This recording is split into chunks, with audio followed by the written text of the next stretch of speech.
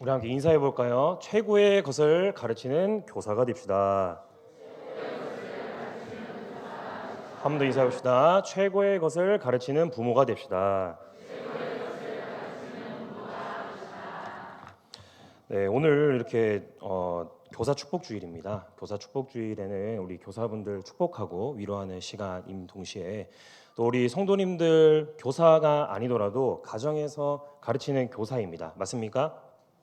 예, 가장으로서 부모로서 가르치는 교사이기 때문에 오늘 말씀이 좀 교사들을 이렇게 독려하는 말씀인가 동시에 우리 성도님들도 그렇게 교사로서 이렇게 말씀을 들으시면 되겠습니다. 제가 한 가지 이야기로 말씀을 시작하겠습니다. 여러분 말 발굽 아십니까? 말 발굽. 우리 저기 본당 뒤에 이제 문 거는 그 말 발굽 말고요. 그 진짜 말, 그렇죠? 말 밑에 발굽 있죠, 그렇죠? 그 말 발굽을 제가 얘기하는 건데요.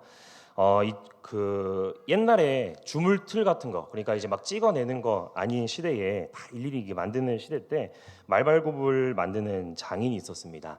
그래서 이 장인이 먼 곳으로 가야 하는 약속이 생겼는데 막상 이제 출발할 때가 다가와가지고 주문이 들어왔습니다.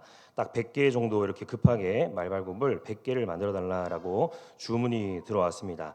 그래서 말발굽 샘플을 딱 한 개, 급하게 한 개를 제작을 해두고 자신의 이제 제자들 중에서도 가장 잘하는 제자에게 이것을 이제 부탁을 해놓고 만들어 놓으라고 했습니다. 그래서 여행을 어느 정도 이제 갔다가 돌아왔습니다. 주문 마감일이 다가왔고 돌아오니까 수량을 거의 맞춰놨다라고 하면서 이렇게 밝게 장인을 맞이를 하는 겁니다. 그런데 자세히 이제 말발굽을 하나 보니까요. 문제가 있었습니다. 뭐냐면은 말발굽이 100개면은 모두가 모양이 조금씩 제각각 다른 것입니다. 왜 그런 일이 일어났을까요? 한번 맞춰볼까요? 왜 그런 일이 일어났을까요? 아까 장인이 이제 스승이 한 개 만들어줬다 했잖아요, 그렇죠? 자, 그럼 한 개를 똑같이 최대한 만들려고 노력했을 겁니다, 그렇죠? 자, 그다음 이제 그 제자가 첫 번째 거 자기가 이제 만들고 나서 그 다음에 뭐를 참고하면 될까요? 스승 거를 참고하면 되는데 계속 자기가 만든 거를 앞에 거 보고 만들고 앞에 거 보고 만들고 이렇게 하다 보니까 100번째가 되니까 스승이 만들어준 거랑 완전 다른 말발굽이 만들어진 겁니다. 이해하셨을 겁니다, 그렇죠? 이제 그렇게 되니까 장인이 이제 당황스러워가지고 주문에 어쨌든 맞춰서 제작을 못하였고 만들어 달라고 하는 사람에게 사과를 했다라는 이야기가 있습니다. 제가 이런 이야기를 하는 거는 이런 이야기를 이제 하는 것과 동시에 이스라엘 백성들을 한번 좀 떠올려 보면 좋겠습니다. 이스라엘 백성들에게 하나님께서 시내산에서 모세를 통하여서 율법을 주었습니다. 자, 그리고 율법을 가르치는 선생들이 계속해서 있었습니다. 민족 안에서, 마을 안에서, 혹은 가정 안에서. 그런데 점점 시대가 지나면서 이 율법을 가르치는 것이 구전으로 전해지는 게 많아지다 보니까 빠지는 내용도 있고 또 그 안에 불필요하게 추가되는 내용들이 있었습니다. 그러다가 나라가 어떻게 되었죠? 하나님의 말씀을 어기게 되면서 나라가 파멸하게 되는 그런 이런 지경에 이르게 됩니다. 최고의 것인 하나님의 말씀을 중심으로 가르쳐야 하는데 사람의 생각이 추가로 붙으면서 더해지기도 하고 또 빠지기도 하면서 그것을 하나님의 말씀을 온전하게 전하지 못하게 되면서 하나님으로부터 멀어지고 하나님께로부터 심판을 받게 되었다라는 것입니다. 자, 그래서 오늘은 이런 일들이 일어나지 않기 위해서 우리 하나님 교회에서 우리 하나님 교회 다음 세대에게 이런 일이 일어나지 않도록 우리는 어떻게 신앙과 말씀을 전해야 하는지를 깨닫고 우리의 가정 안에 있는 다음 세대 교회 학교 안에 있는 다음 세대가 하나님의 말씀을 최고의 것으로 여길 수 있기를 주님의 이름으로 축복합니다. 오늘의 본문인 느헤미야의 배경은 포로 귀환 이후에 스룹바벨, 에스라, 느헤미야를 중심으로 해서 순차적으로 포로에서 귀환을 하였습니다. 이전만큼의 화려함은 아니었지만은 성전을 다시 지었습니다. 그리고 성벽을 재건한 직후의 상황이 오늘의 말씀입니다. 구약 시대 가운데의 이스라엘 백성들은 하나님께 많은 심판을 받았습니다. 그 가운데서도 철저하게 심판을 받은 적이 있는데 바로 분열 왕국 시대 때 북이스라엘과 남유다가 아수르와 바벨론에게 멸망된 이야기입니다. 각 나라의 수도가 파괴되고 심지어 성전까지 파괴되고 남유다 수만 명의 백성들은 먼 타국에 포로로 끌려가게 됩니다. 하나님의 약속된 시간이었던 상징적인 숫자였던 70년이라는 세월이 지나서 하나님께서 포로들이 귀환할 수 있도록 하셨습니다.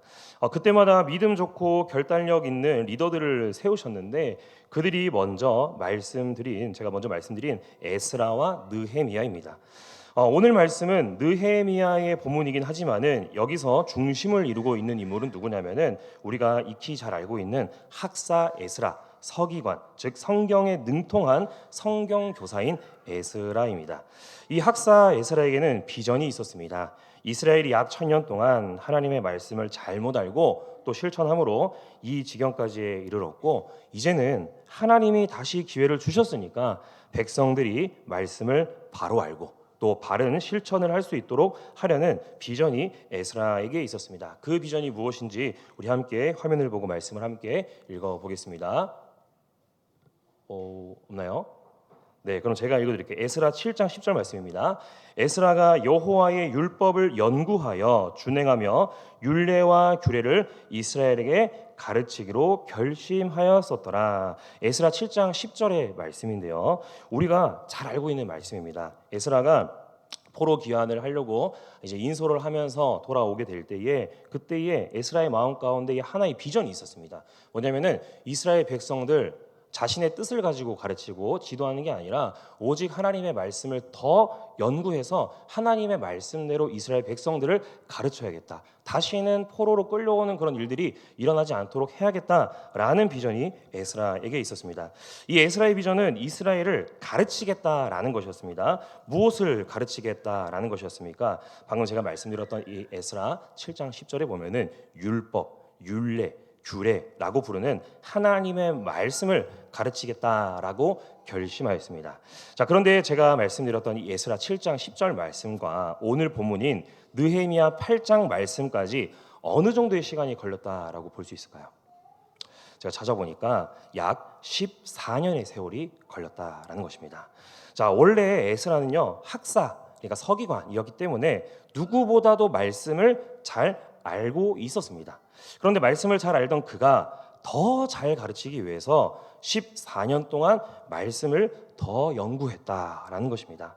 자, 그렇다라는 것은 에스라에게 하나님의 말씀이 어떠한 이 인생에게 이스라엘 백성 한 인생에게 하나님의 말씀이 최고의 것이구나 라는 것을 그가 알고 있었습니다. 그래서 그 말씀이 최고의 것이기 때문에 한 사람의 인생을 바꿀 힘이 그 말씀에 있었다라는 것을 에스라가 확신했습니다. 자, 그렇다면은 이 에스라가 최고의 것으로 여긴 말씀을 우리 교사들이 어떻게 대하고 어떤 태도로 우리가 가르쳐야 할까요? 첫째는 최고의 것을 전심으로 가르쳐야 한다라는 것입니다. 자, 우리 다 함께 본문 보면서 5절과 6절 말씀을 함께 한번 읽어보겠습니다. 시작. 에스라가 모든 백성 위에 서서 그들 목전에 책을 펴니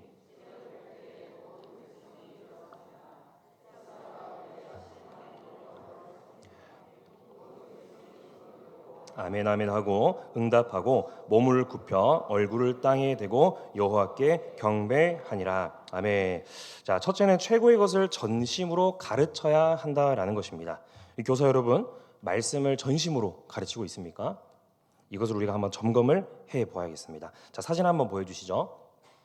이 사진은 제가 이제 구글에다가 검색을 해가지고 가져온 사진인데 이게 지금 뭐냐면은 우리가 오늘 읽은 말씀 8장의 딱 배경이 되는 그런 그림이라고 볼 수가 있겠습니다. 가운데에 두루마기 율법을 들고 있는 자가 에스라일 것이고 양 옆에 13명의 사람이 서 있다라고 오늘 읽었던 말씀 4절에 앞에 있는 말씀 4절에 그렇게 기록이 되어 있습니다. 사람 이름이 많기 때문에 읽지는 않겠는데요. 그래서 왼편과 오른편 총 합쳐가지고 13명의 사람이 서 있었다라고 되어 있습니다. 그래서 한번 4절 말씀만 보시면은 인물들이 등장하고 있는 그 말씀 위에 보시면은 4절 보시면은 나무 강단을 만들었다고 합니다. 그래서 지금 보시면은 에스라가 다른 사람들보다 좀 더 위에 위치하도록 나무 강단을 만들었고 그 강단 위에서 권위 있는 하나님의 말씀을 전했다라는 것입니다.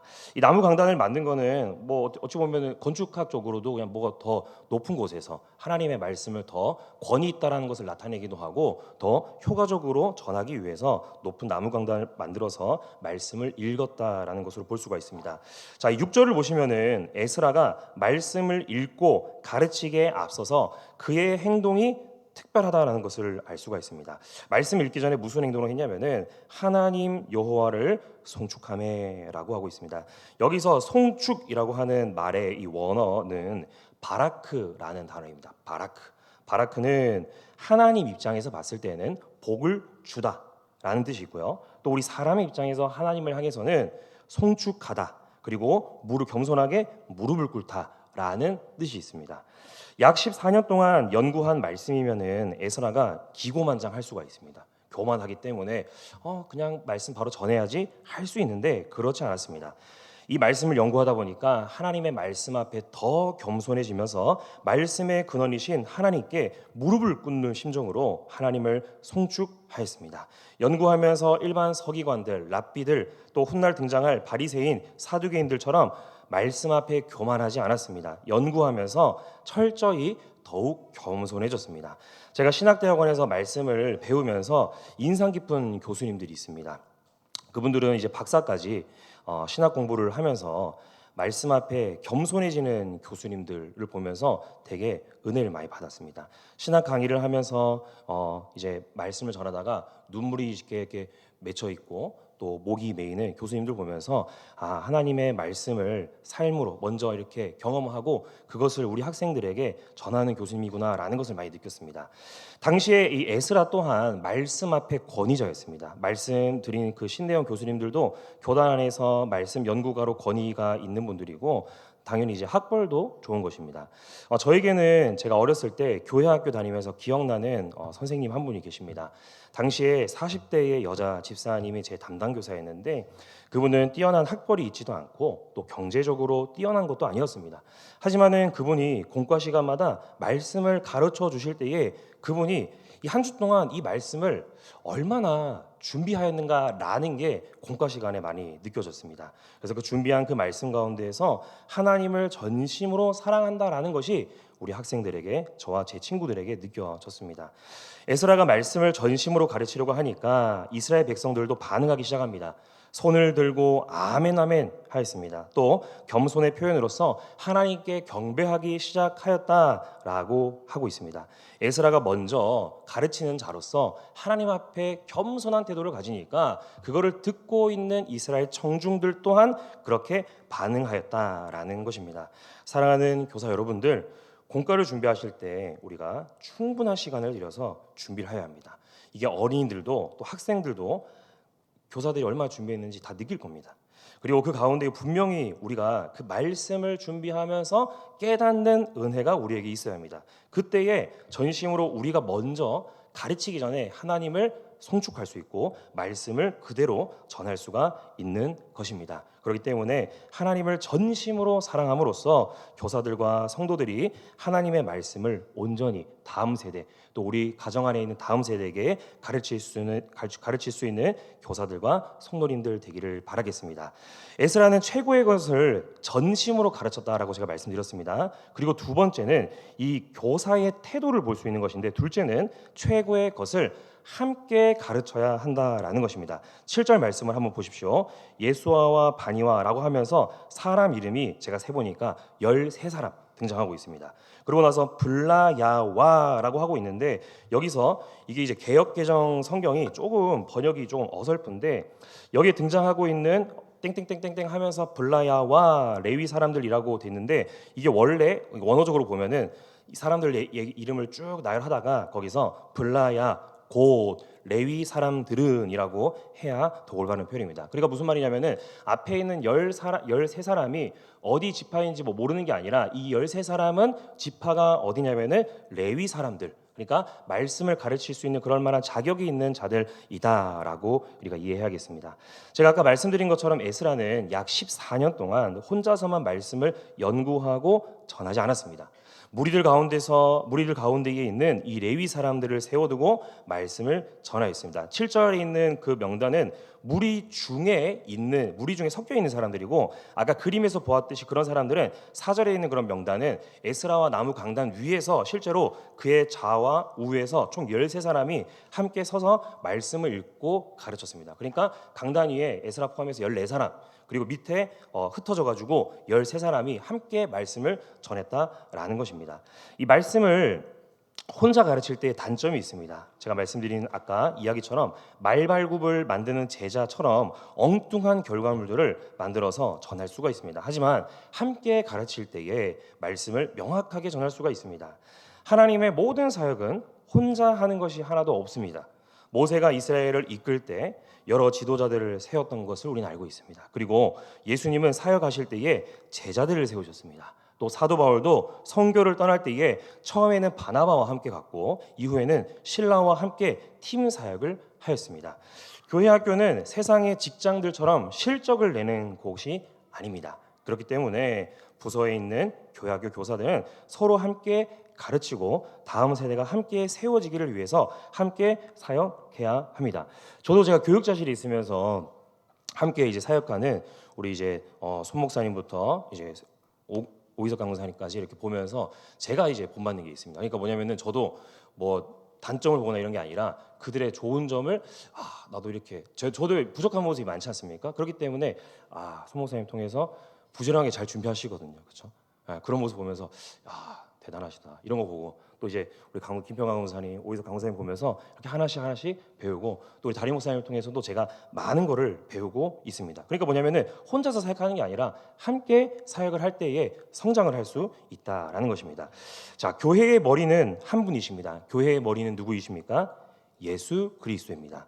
그런데 모든 지체가 서로 다 다릅니다. 그래서 함께 그리스도의 영광을 위하여서 함께 나아가서 사역을 해야 합니다. 손 따로 발 따로 사역하는 것이 아니라 함께 나아가야 하는 것입니다. 성경 속에 뛰어난 지도자들을 보시면은 결코 혼자서 사역하지 않았습니다. 함께 사역하였습니다. 그때에 하나님께서 원하시는 공동체의 변화가 일어나게 됐다는 것을 우리는 잘 알고 있습니다. 그래서 우리 모든 교사분들이 함께 사역함으로 주님의 몸된 교회와 특별히 다음 세대를 세울 수 있는 교사들 되기를 주님의 이름으로 축복합니다. 에스라는 최고의 것을 전심으로 가르쳤습니다. 그리고 동역자들과 함께 가르쳤습니다. 그리고 마지막으로는 셋째, 최고의 것을 쉽게 가르쳐야 합니다. 어찌 보면 중요한 것 같은데요. 우리 다 함께 한번 따라해 볼까요? 자, 쉽게 가르칩시다.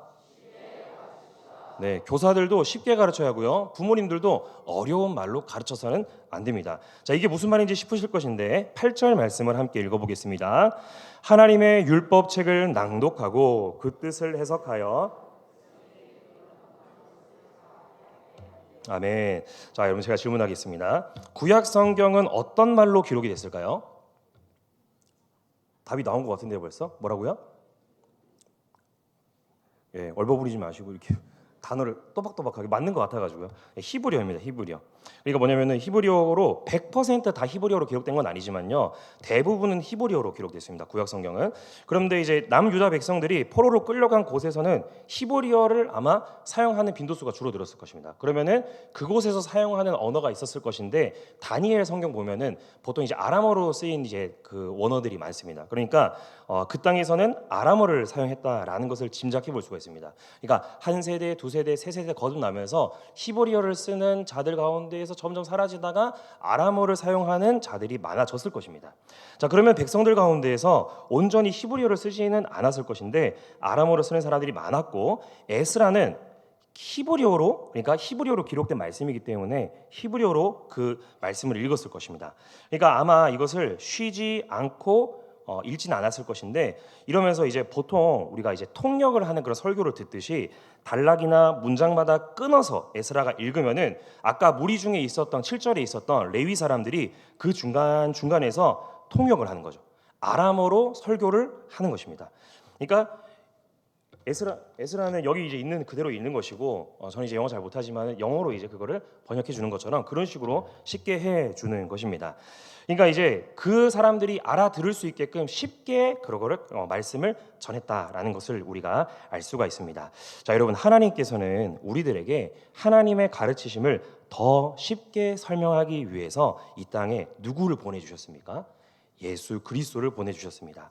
하나님께서 우리 한계를 가진 우리 인간이 이해할 수 있는 방법으로 육체를 가지신 예수 그리스도를 이 땅에 보내서 하나님의 사랑을 가장 쉬운 방법으로 알려주셨습니다. 또한 예수님께서도 3년간 사역을 하시면서 엄청 어려운 말로 하신 게 아니라 당시 쓰는 물건과 음식과 문화를 가지고 비유하시면서 쉽게 말씀을 전해 주셨습니다. 그것이 바로 하나님 나라의 사역의 그리고 하나님 나라의 방식이라는 것을 우리가 꼭 기억을 해야겠습니다. 그렇다면은 우리 교사 여러분들도 어떻게 해야겠습니까? 이것은 이제 특히 유치부 또 초등일부에서는 가르치실 때에 더 쉬운 말로 아이들이 이해될 수 있게 더 쉽게 설명을 해야 한다라는 것입니다. 마지막으로 제가 이야기 하나만 드리고 말씀 마치겠는데요. 19세기 교회학교의 교사와 한 제자의 관계를 말씀드리면서 말씀을 맺도록 하겠습니다. 교회학교 교사였던 에드워드 킴벨이라는 자가 있습니다. 이 자는 어린 나이에 밖에서 구두 수선공으로 일하던 디엘 무디에게 복음을 전했습니다. 우리 오늘 오전에 담임 목사님께서 말씀을 전해주셨는데 이제 이 킴벨이라는 사람은 뛰어난 사람이 아니었습니다. 그렇지만은 하나님의 말씀을 전심으로 사랑하는 교회학교 교사였기 때문에 나가서 무디에게 복음을 전하였습니다. 아마도 이 무디는 정규로 교육도 못 마쳤기 때문에 아마 좀 더 최대한 쉽게 복음을 전했을 것 같습니다. 무디는 그 교사 킴벨의 복음을 통해서 진정한 하나님의 사랑을 깨달았습니다. 오늘 오전 담임 목사님 말씀하신 것처럼 전 세계를 돌아다니면서 사람들에게 하나님의 말씀으로 감동시킨 설교자가 되었습니다.